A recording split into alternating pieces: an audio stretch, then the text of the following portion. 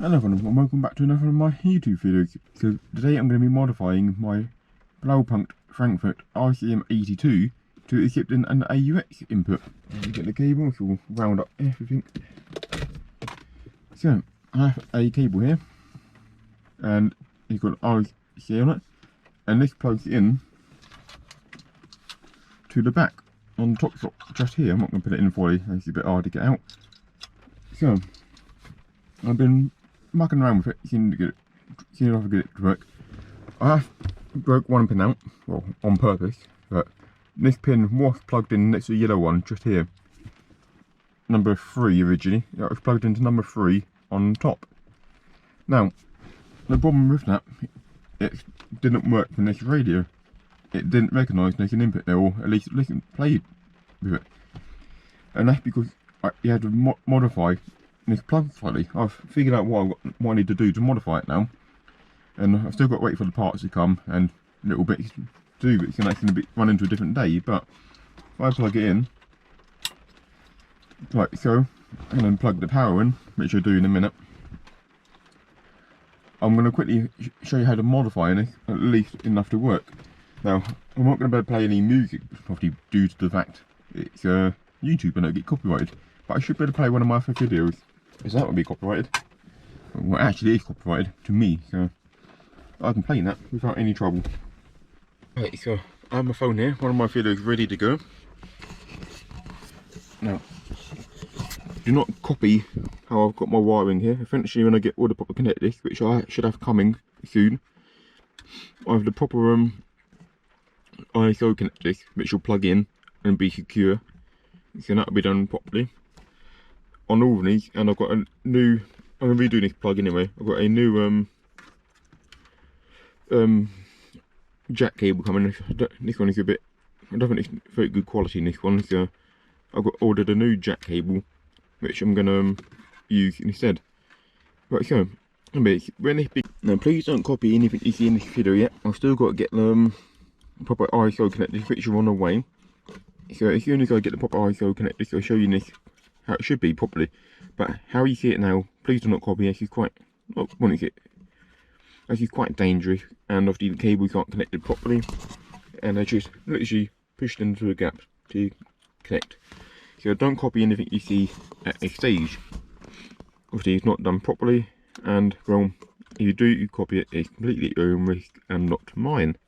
I'm just showing you how to get it to work. Anyway, so like I said, if you do copy me, it's completely your own risk and not mine. But to get this system to work, obviously the system needs to realise there's an input. Now, pin 6 needs to be bridged to pin 3. So this brown wire, basically pin 3 is an input. It needs 12 volts to register on here that it's an input. So you get what I've had to do is get the power from pin 6, 12 volts power from pin 6, loop it round to pin 3. That therefore then recognises that there's an input. So when you push the off button on the front here, I'll show you in a minute, it then realises there's an AUX input installed. So, but because this little red wire here was originally in pin 3 is, that affects the music of the pin 3 as a ground, but now it's going to power. So nothing worked. So what you have to do is put this one into pin 5, which is ground, and then that should start working.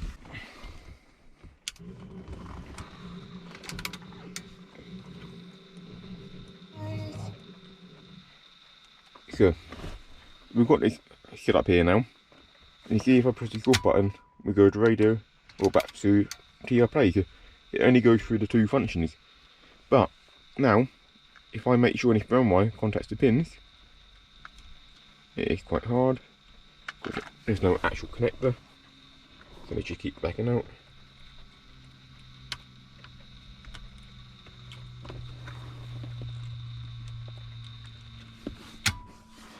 There you go.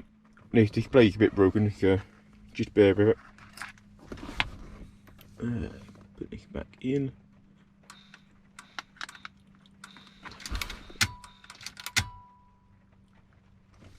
Right, it's a bit dodgy. That's why I said do not copy anything you see in this video.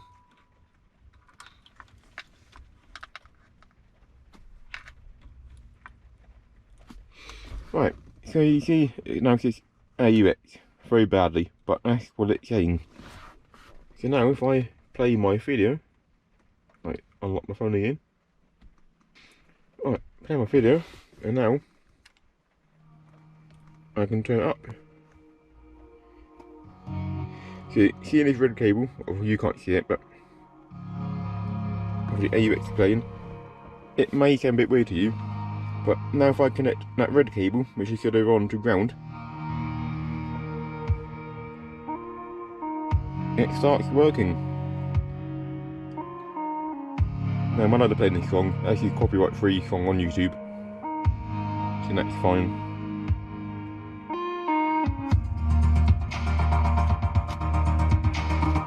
See how it changes? Put that back on.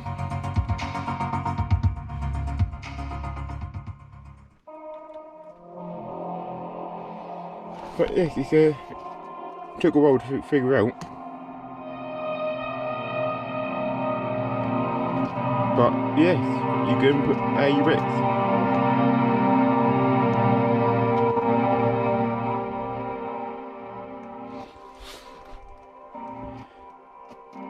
But yeah, that's how you get AUX working on these radios. As soon as it loses its 12 volt, it turns off.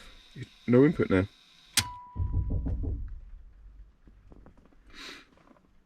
So yes, it's a very clever system. Bit weird, but it works. Okay, turn it up again. Turn it down. Obviously, when I pull it out again, it's like the display's ruined. These buttons are ruined, but the volume works and the back and forth works. That's all I need. I don't really care if these buttons work too much. Probably replace this unit eventually anyway with a different one, period correct, but works fine. And these buttons actually don't work at all. But like I said, if pin 3 loses your 12 volt, it switches back to cassette.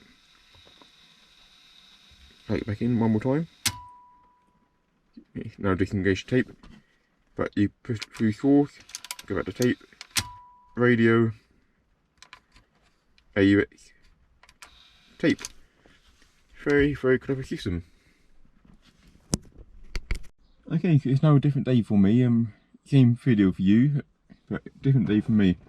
So if I bit untidy in here at the minute, I need that in a minute. You can unpick yourself over. There. Right, so you would have saw I had a nicking cable, and that I've modified it ever so slightly.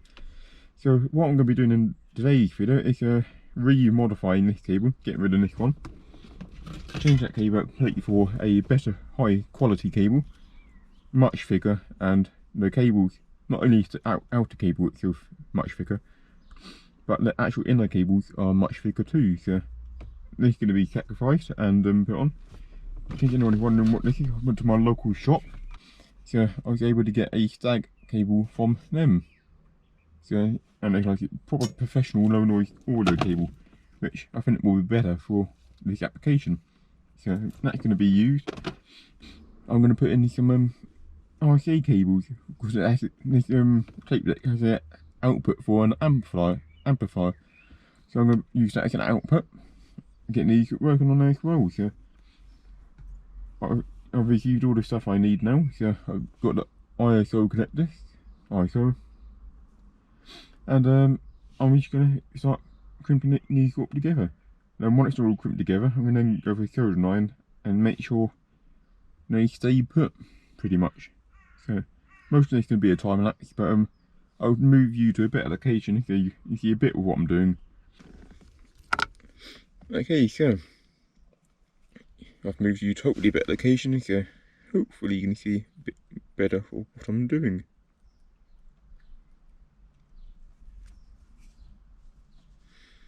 Don't need that much cable, so I'm gonna chop a bit off.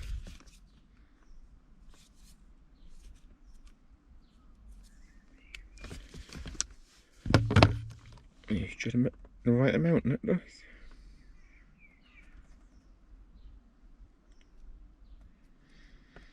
And something like that. and then I'm going to quickly go around doing all of them, and I'll bring you back after I've done them all.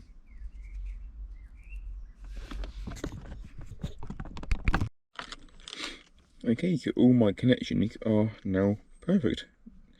They've all been done, they're all soldered together.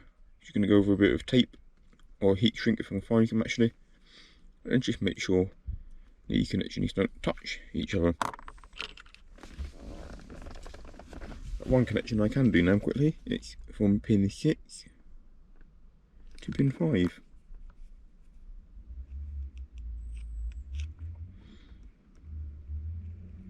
So top down, that's clicked in, lovely jubbly.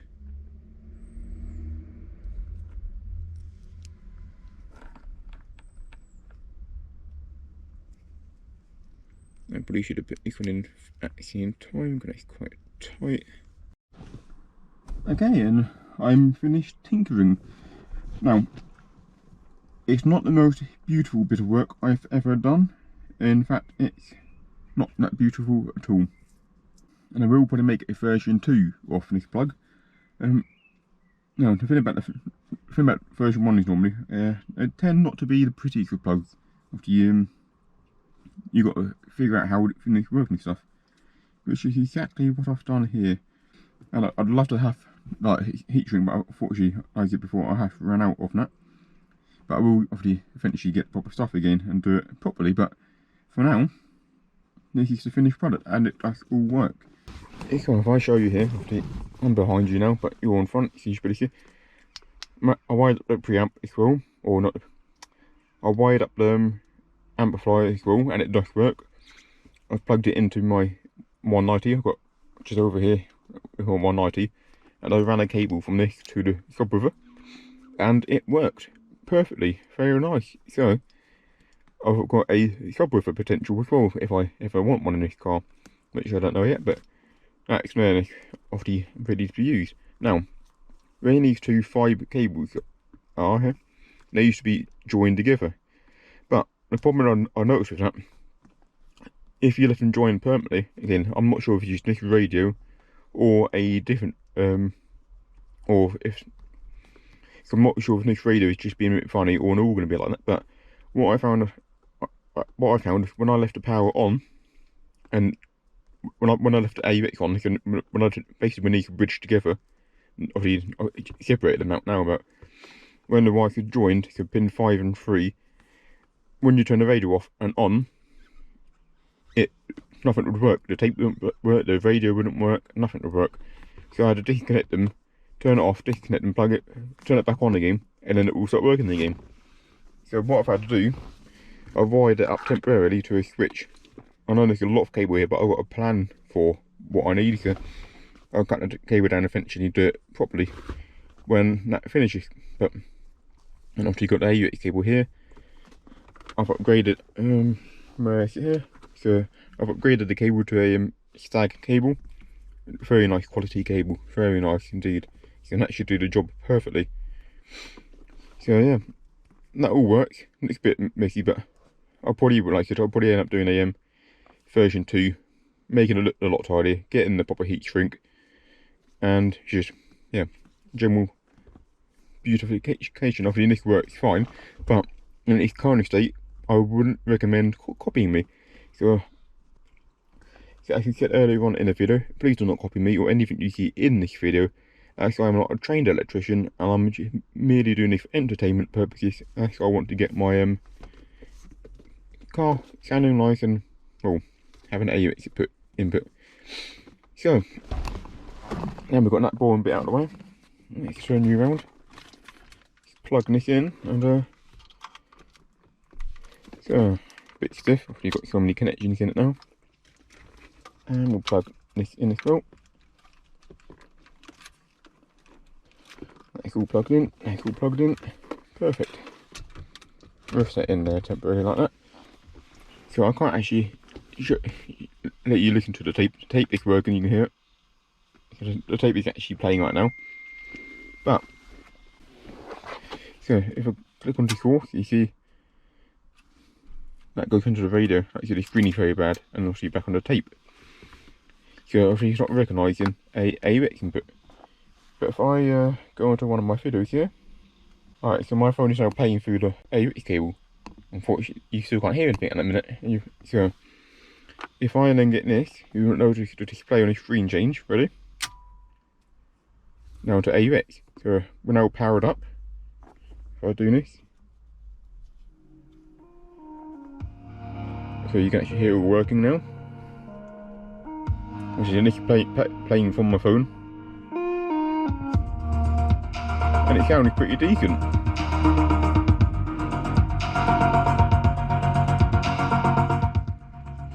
But I'll now show you why I have this switch here, because alright, so you hear it all playing fine. If I now go to turn it off, car's off, car started again, you notice on the screen nothing is happening at all. I'm going through source, it's now set the tape, but it's not playing. Go through source again, gone on the radar, obviously the screen is a bit damaged so you can't read, so nothing is playing. Go into AUX again. So even if you turn this off, I'm going to turn it off, nothing, it still doesn't work. No sound, nothing at all. Which is strange, so turn it off now. Now I'm going to turn it off completely and back on.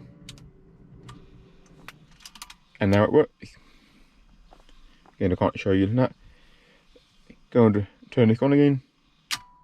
Your AUX is working. We can now turn it up.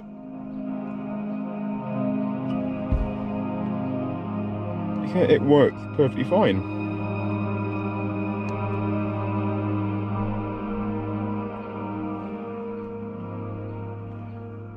But I don't want to give them battery, so I'm going to turn off again and turn it off. But yeah, after this, like I know with all this cable, it's a lot of cable and I don't need all of this, but I do have a plan with what I'm going to be doing with this cable, where I'm going to be mounting it out of sight. But that's going to be for a different video, but that's when I actually do this carved in this video, just showing you how I've modified the radio to work. But yeah, so I'm lucky I had a switch I can use, so I can switch back between all. But yeah, so I'm happy I've actually got it all working. Like I said, I went for it's the right messing in now. After I went for a really nice stag cable. If I can find the original one, it's still in the car. I kept it in there, but I just threw it away temporarily. What's that? Nope. Nope. Yes, here we go.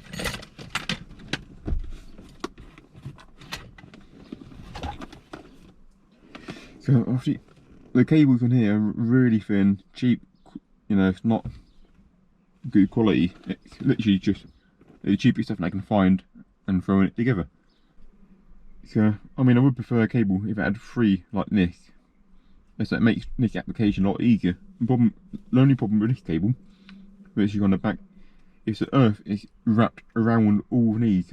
It's a bit weird. So not weird, but what I mean, it makes it a bit harder for doing connections like that. So, but it's definitely a work in progress, that's for sure. Obviously, in this cable, no longer need it. I'll keep that and probably use it with someone else. But if I just quickly unplug it, and it's great. The amplifier output works well. It's not strictly a sub output, I don't think, but it's it definitely, the subwoofer definitely picks up the bass, which is great. So if you are thinking about using it for a subwoofer, it would work. It still tries to repeat back the song. Well, it tries playing the song. So I think it's probably more of a speaker amplifier, for example. But it did power my subwoofer quite well. So just to recap quickly on the pins. So number pin 1 and 2 are for left and right audio, or if you're using it for jack input, left 1 and 2 are for the left and right inputs. Number 3, you need power. You need a bridge. You you need to bridge pin 6 to pin 3, but like I said, I had trouble with doing that, so I had to run a switch when I turned the radio off. It blew up again. Number 5 is the ground for the audio jack cable, and then number 7, 9 and 7 are for the left and right positive, and then 10 and 8 are for the negative left and right. So you've got the, I think it's straight around here now, but I believe this is left. It's in positive for number 9 and negative for number 10, and the positive for the right is in pin number 7, and the negative is in pin number 8. Pin number 4 is not used. I'm not sure what that would be used for traditionally. I think it's a negative input, but don't quote me on that. I am not an electrical engineer. I just mucked around and figured out all how it works. But it's great to have an AUX input, it really is. And that's going to change so much of what I do in this car now. So, but once I come back to doing a revision 2 of this, I shall again bring back the camera and show you how much neater it looks after I've done the revision 2. Before the battery dies, you come to that time again where I need to end the video. So if you haven't already, please subscribe to my channel and like the video. And if you like and subscribe, really does help the channel to grow. And if you like my content and you subscribe, you'll be notified of it straight away when it's released. So I'm rushing really quick with the battery's about to die on that camera. So once again, this has been On The Drive, and I really hope you enjoyed watching this video.